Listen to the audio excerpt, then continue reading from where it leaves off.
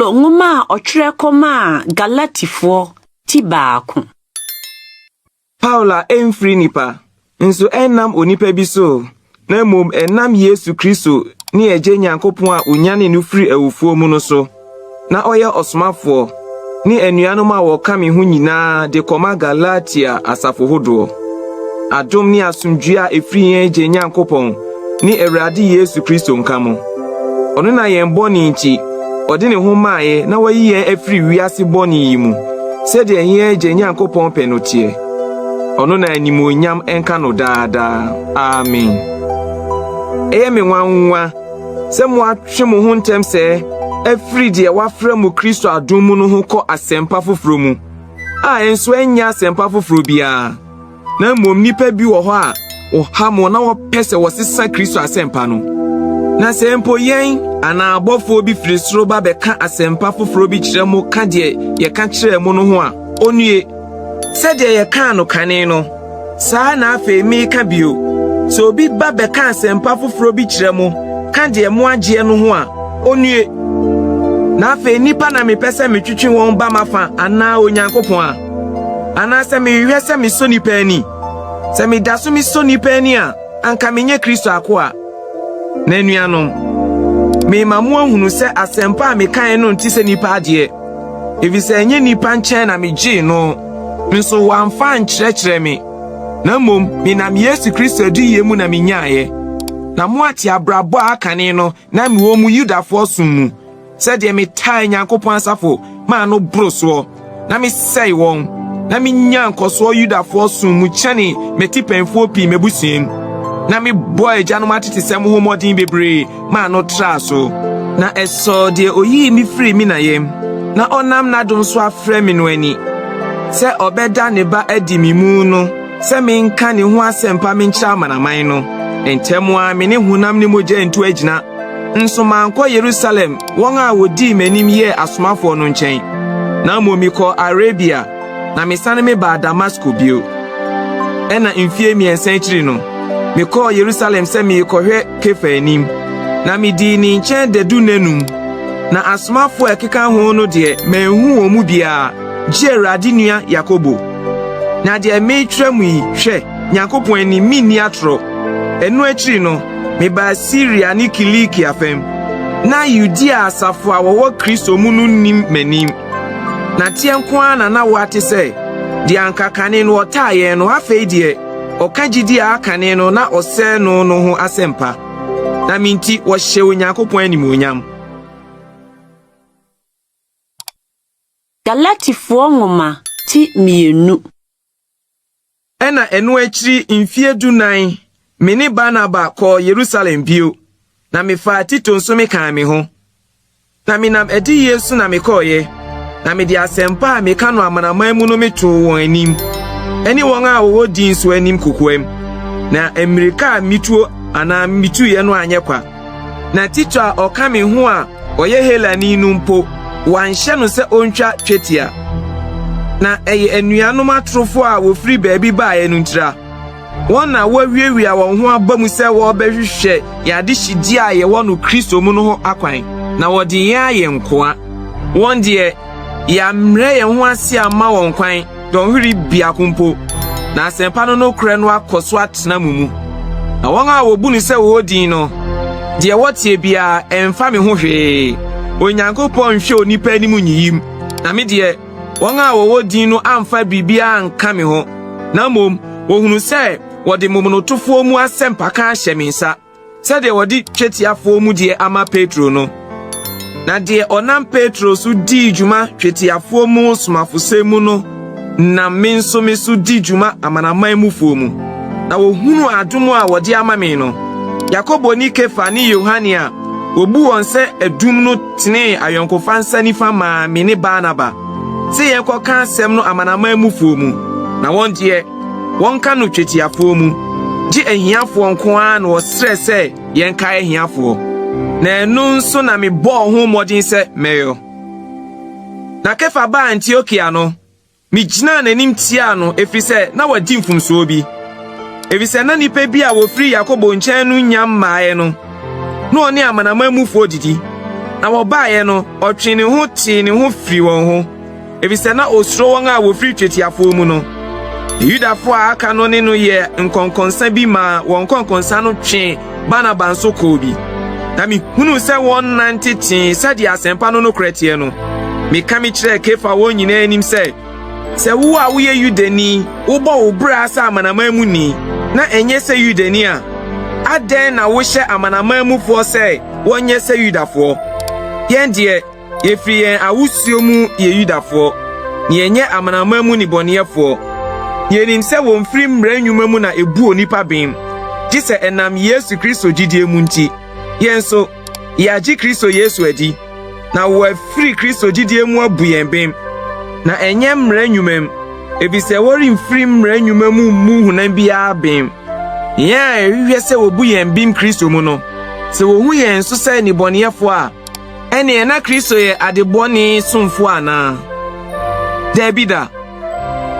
Na se metu de madwiri maguo no bio a na meye me ho se mratuni na me de me na mra no so mi wu mi ma mra na matena ase mama Onyankopon wabɔ me ni Kristo asenuem na mase a metie yi de enye mi bio na Kristo no ɔte ase wɔ mi mu na mase a mete honam mu yi metunu Onyankopon ba ɔdɔ me na ɔde ne ho ama me no ho gidie mu mempu Onyankopon adom no Evise setrini na mra so na eba ene na Kristo awu kwa. Galatifo ngoma ti miensa. O Galatifo amonnwene. Pano dane mu adwene sa. Mo awodi Yesu Kristo awa bona senue mu agina mu anim akire pefe. Yenko a na mepese metifiri mu anum. Mo na mra nnwuma so na munya honhom no. Anase nam gidie nka mochi ye no so saa na monwene modi honhom afiti ase afa modi honam riwie muhunu saa manie pii kwa se yo kwade a ene na de odi honhom no mamo na oyo mumu ahodenie no na onam mra nnwuma so no oyo anase onam gidie nka mochi ye no so sade Abraham ji Onyankopon diye na wobu no trene ma no no enti muhunu se won a wo frigidie mu no wani Abraham ma na atre no di no hu kan se Onyankopon frigidie mu na obebu amanaman bimti eka asempa no kire Abraham se wo mu na obehire amaman nyina ene na won a wo frigidie mu no wo hira won ni gidi ni Abraham bom na dodo a wo firi mra nnwuma mu no hyeduabɔ ase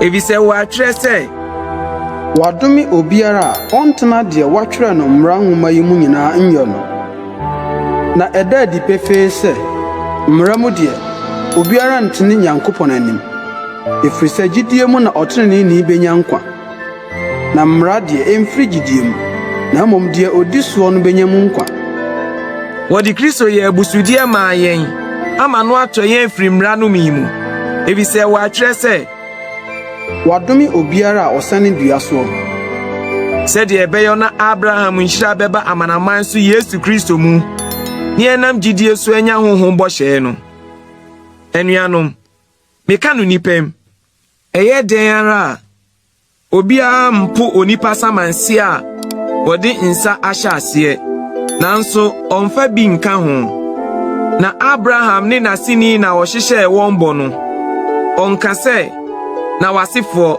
sɛde yɛ nipa bebree na mmom ɔse ɔbaako na wasini a ɔne Kristo na yɛn na meka apam a Onyankopɔn ahyɛ no din asie Kristo mu no mra mfie 130 akyiri ɛbaeɛ no ntumi ngu ma bɔhyɛ no nyɛ kwa na sɛ apegyade no firi mra mu a ene na emfiri bɔhyɛ mu bio na Abraham de bɔhyɛ so na Onyankopɔn nam de kyɛɛ no na afe mra no ne deɛn mra atoto nti na wɔde kan ho kosi sɛ asini a wɔhyɛ bɔ maa no bɛba na wɔnam abɔfoɔ so na ɛhyehyɛɛ wɔ ntamgyinafoɔ bi nsɛm na ntamgyinafoɔ deɛ ɔnyɛ ɔbaako dea na Onyankopɔn deɛ ɔyɛ ɔbaako ene na mra tie Nyankopɔn bɔhyɛ ana Debida Se wo ma mra bia ebetumi ama nkwade a ankate ni firi mra mu ampa.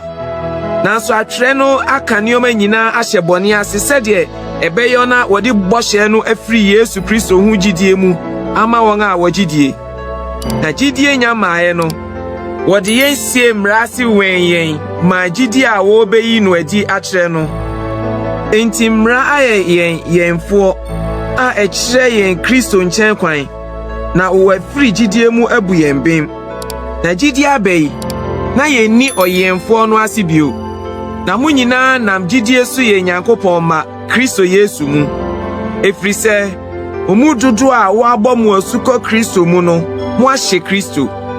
Yudani ana Helani ni hɔ, akoa ana ɔdehye ni hɔ, ɔbarima ana ɔbaa ni hɔ bio. Efiri sɛ mu nyinaa yɛ baako Kristo Yesu mu. Na sɛ mu yɛ Kristo deɛ a ɛne na mo yɛ Abraham asefoɔ, na mo nam bɔhyɛ no so yɛ adedifoɔ. Galatifoɔ nwoma ti 9. Na me se ɔdedifoɔ no yɛ akokoa yi, ɔyɛ nneɔma nyinaa awuradeɛ, nanso nsonsonoe biara na ɔne akoa ntɛm. Na mmom ɔwɔ ayɛmfoɔ ne afie sohwɛfoɔ ase de kosi da agya no ahyɛ asie sɛ yɛtea ne no. Ɛyɛ nkɔkoa no wɔde yɛn nkoa hyɛ wiase mfitiasede ase. Na ebre no wie duro no Onyankopɔn soma ne ba a ɔbaa wo no ma wo no mrase sɛ ɔmagye wɔn a wɔwɔ mrase no na wɔagye yɛn ayɛ mma. Na sɛ moyɛ mma nti Onyankopɔn asoma ne ba honhom aba mo akoma mu a ɔteɛ mu sɛ aba agya. Enti wonyɛ akoa bio na mmom ɔba. Na sɛ woyɛ ɔba a wonam Nyankopɔn so yɛ ɔdedifoɔ nso bi. Nanso ebre a munim Onyankopɔn no musum wɔn a wonsum wɔnyɛ enyame no sɛ nkoa. Na afei a mo ahunu Onyankopɔn anaasɛ Onyankopɔn mom ahum yi adɛn na mo asane mo akyiri bio konfitiasede a emre na edi hia no ho na mo pɛsɛ mo firi aseɛ foforo som bio. Mubu nna ne abosome ne mre ne mfie. Misro wo mo ho sɛ bia ma ha me ho mama mo kwa. Enuanom misrɛ mo munyɛ sɛ me ebisɛ me nso ma yɛ sɛ mo. Mo anyɛ me bɔne bia nso munim sɛ wonam mre yenti na me ka asɛmpa no me kyerɛ mo kane no. Na de yɛ sɔhwɛ ma mo me honam mu no mo anyojo nso mo ankyiri me. Na mo gye me sɛ Nyankopɔn bɔfoɔ sɛ Kristo Yesu no a. Na afei mo ahosɛpɛ no wɔ he. Ebisɛ midi mo adanseɛ sɛ betumi a anka mo tutu mo ani maame. Na sɛ meka no kra me kyerɛ mo nti madane mo tamfo ana. Ɛnyɛ mo yie die nti na ɔbɔ mo ho mmɔden na ɔpɛ sɛ wosi mo kwan na mo ahwehwɛ wɔn mom. Nanso ɛyɛ sɛ anka ɔbɔ mo yie die ho mmɔden daa na ɛnyɛ bre a mene mo wɔ hɔ nko. Me mankuma a me kom awo bio kosi sɛ obewie Kristo so yɛ wɔ mu mu. Anka me pɛsɛ me wɔ mo nkyɛn seesei na me sachra me ne ebisɛ me tirim yɛ me kesere ne wɔ mo ho. Mo a mo pɛsɛ mo hyɛ mraseɛ mo nka nkyerɛ me. Mo nti de mra no si ana. Na wɔatwerɛ sɛ na Abraham wɔ mabani baanu. Ɔbaako yɛ afena aba na ɔbaako yɛ ɔdehye ba. Na de ɔyɛ afena aba no wɔwo no honam kwan so na ɔdehye ba no de wɔnam bɔhyɛ so na ɛwo no. Saa de yi yɛ mfato ho. Ebisɛ wɔn mienu yɛ apa mienu. Ɔbaako firi si na ebepɔ so a ɔwugu nkwaye mu. Ɔne Hagar. Na Hagar ne si na ebepɔ a ɛwɔ Arabia. Na ɛne nnɛ Yerusalem sɛ so. Ebisɛ ɛne ne ma wɔ nkoasom mu. Na ɔsoro Yerusalem no de ɛde ne ho ɛne yɛn na. Ebisɛ wɔatwerɛ sɛ wo obonini a wonwo ma wani nye wo a wonko awo di ahurusie na tiam efiri sɛ de oni bie no ma dɔɔso kyɛne de wo kunu no de ɛyɛ de anuanom sɛ de Isak tie no ɛyɛ bɔhyɛ ma na sɛ de saa brɛ no De wo no honam kwan so no taa de wo no honhom kwan so no. Saa na tie nenso. Nanso atwe no se de Ama afuna no ne ba. Efrisa afuna ba no ne odehye ba no ni ade. Enti anuanom yenya afuna ama na emom ye odehye ma. Galatifoɔ nwoma ti num. Adehidie mu na Kristo ama yade ho. Enti munyina pintin. Na mo ma wonfa akwaye konua antoatoa mu bio. Hwɛ, me Paulo, me simu se otwa mu twetia. Kristo ho remma mfaso bia amamo. Na medi adanse bio me kyerɛ onipa bia wo atwa no twetia. Se etwa se odi mmra no nyinaa so. Mo a obu mu bim mmra no mu no. Watiti mo afiri Kristo ho. Mo afiri adum mo ahwiase.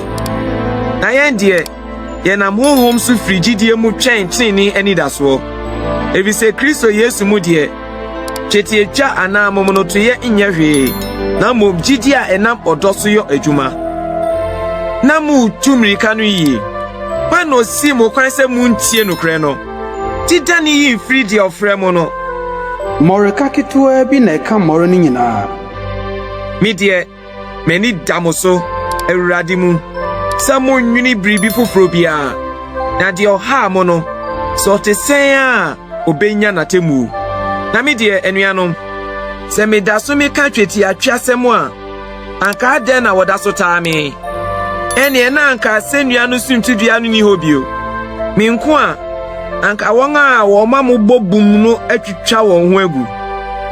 Anuanom, adehidie mu na wɔafrɛ mo aba. Nanso mo ma adehidie no nyɛ ɔkwan ma honam, na mom momfa ɔdɔ sonson mo ho. Na mmara no nyinaa wie pɛyɛ asɛm biako mu. Ɛne sɛ, dɔ yɔnko sɛ wo. Na sɛ mo keka na mo mimini mo ho a, monhwɛ yie na mo anhyehye mo ho. Na me se, munnante honhom mu, na munni honam akɔ n'akyi. Na honam kondo tia honhom, na honhom tia honam. Nioma mienu yi nhyia, na mo anyɛ nioma a mopɛ. Na sɛ honhom di mo nam a, na munni mmara ase. Na honam nnwuma no da adi pefee, ɛne adwamammɔ, efi, ahohwie, abosonsom, edutuo, ɔtane, akayo, ahoya, ebufuo, apreperie, kunsum, mpaipaimu, nitan, nsabro, akubone, ne de etete saa. Yenum ho na me bɔ mo kɔkɔ. Sɛ de me bɔ mo kɔkɔ kane no. Sɛ wɔn a wɔyɛ saa nneɛma yi nyɛ Nyankopɔn ahenni no. Na honhom aba ne ɔdɔ, anikyie, asomtwie, abodwokyerɛ, ayemye, papayɔ, gidie, ɔdwo, anidaho. Mmara bia ni hɔ a etia yenum. Na wɔn a wɔyɛ Kristo Yesu dia no abɔ honam ne ne nhyɛsodie ne n'akɔnɔ asɛnnuam. Si etiase honhom mu a, mumie nante honhom mu nso. Mumma yɛmpɛ animonyam hunu nyiyi yɛn ho abufuo, ntintane yɛn ho. Galatifoɔ nwoma ti nsia. Anuanom, sɛ mfomso bi bɛto obi nso a, mo a moyɛ honhom mufoɔ no, montene deɛ ɔte saa no, honhom a adwo mu. Nanso hwɛ wo ho so, na wansɔ wo nso anhwɛ.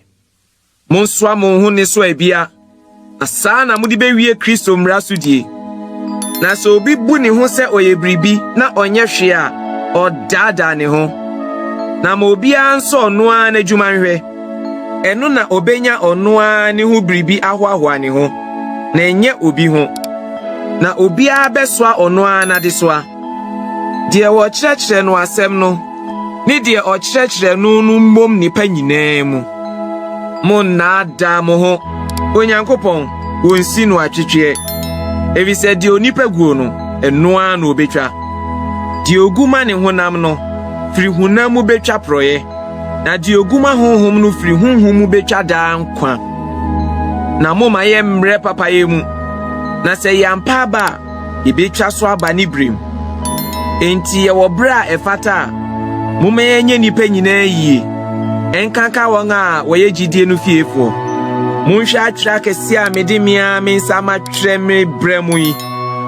Dodo a wɔpɛ sɛ wɔn anim benyam honam mu no. Wɔn na Kristo Yesu asɛnnua ho taa wɔn pɛ sɛ wɔtaa wɔn ti. Wɔhyɛ mo sɛ muntwa twetia. Na wɔn a wɔatwa twetia no mpo nimra no so. Na mmom wɔpɛ sɛ mutwa twetia. Na wɔahoahoa wɔn ho mu honam mu. Na me deɛ empare me sɛ mɛhoahoa me ho. Gye Awurade Yesu Kristo asɛnnua mu. Ɛno nso na wɔnam abɔ wiase asɛnnua mu ama me. Na wɔabɔ me nso asɛnnua mu ama wiase. Na twetiatwa nyɛ hwee. Na mmom no toyɛ nso nyɛ hwee. Na mmom abɔdeɛ foforo. Na dodo a wɔnam saa kwan yi so no. Asomdwie ni mɔborɔhunu mmra wɔn ne Nyankopɔn Israel so. Na efiri nɛ, momma obiara nha me. Na meso Awurade Yesu Akan me nipadua mu. Yɛn Awurade Yesu Kristo adom nka mo honhom anuanom. Amen.